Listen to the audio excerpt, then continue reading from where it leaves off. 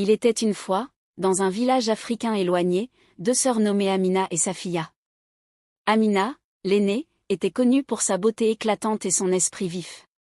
Safiya, la cadette, était tout aussi belle, mais souvent éclipsée par l'éclat de sa sœur. Les deux sœurs vivaient ensemble, mais Safiya ressentait une jalousie grandissante envers Amina, surtout lorsqu'il s'agissait de l'attention que les jeunes hommes du village portaient à son aînée. L'annonce du mariage. Un jour, un messager royal arriva au village avec une annonce importante. Le prince Idriss cherchait une épouse et allait organiser une grande cérémonie pour choisir parmi les jeunes filles du village.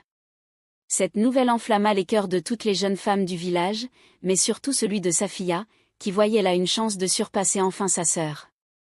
La préparation. Les deux sœurs se préparèrent avec soin pour la grande cérémonie. Amina, avec son charme naturel, n'eut besoin que de quelques touches simples pour être éblouissante. Safiya, quant à elle, utilisa toutes les parures et astuces qu'elle pouvait trouver pour rivaliser. Malgré tous ses efforts, elle ne pouvait s'empêcher de ressentir une ombre de doute, et si le prince choisissait Amina? La cérémonie. Lors de la cérémonie, le prince Idriss fut immédiatement captivé par Amina. Son cœur battait pour elle, et il ne pouvait détourner son regard de sa beauté et de sa grâce. Il annonça son intention de l'épouser, au grand désespoir de Safiya. La jalousie qui rongeait son cœur se transforma en une haine féroce. Safiya, consumée par sa jalousie, échafauda un plan sinistre pour se débarrasser de sa sœur. Elle prétexta une promenade avec Amina dans la forêt voisine pour cueillir des fleurs pour la cérémonie de mariage. Amina, confiante et aimante, accepta sans se douter de rien. L'acte tragique. Dans les profondeurs de la forêt, loin des regards, Safiya révéla son vrai visage. Elle attaqua sa sœur, la poussant du haut d'une falaise. Amina tomba, laissant Safiya seule avec sa culpabilité et ses remords. Safiya retourna au village, prétendant que sa sœur avait glissé et était tombée.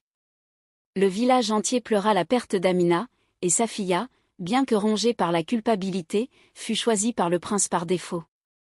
Le mariage fut célébré, mais la joie de Safiya était ternie par le poids de son acte odieux. Le châtiment divin. Cependant, les esprits de la forêt avaient été témoins de la trahison de Safiya. La nuit suivant le mariage, le fantôme d'Amina apparut au prince et lui révéla la vérité. Horrifié, le prince confronta Safiya, qui avoua tout en larmes. Le village, outré par cette trahison, bannit Safiya de leur terre. Elle erra seule et désespérée, hantée par le fantôme de sa sœur. Quant au prince, il fit ériger un mémorial en l'honneur d'Amina et resta fidèle à son souvenir, jurant de ne jamais se remarier. Ainsi, la jalousie et la trahison de Safiya lui coûtèrent tout ce qu'elle avait désiré. Son histoire devint une leçon pour tous dans le village et au-delà, rappelant les dangers de la jalousie et l'importance de la loyauté et de l'amour familial. Les gens se souvinrent toujours de la belle et gentille Amina, et de la tragédie qui avait frappé leur village à cause de la jalousie aveugle de sa sœur.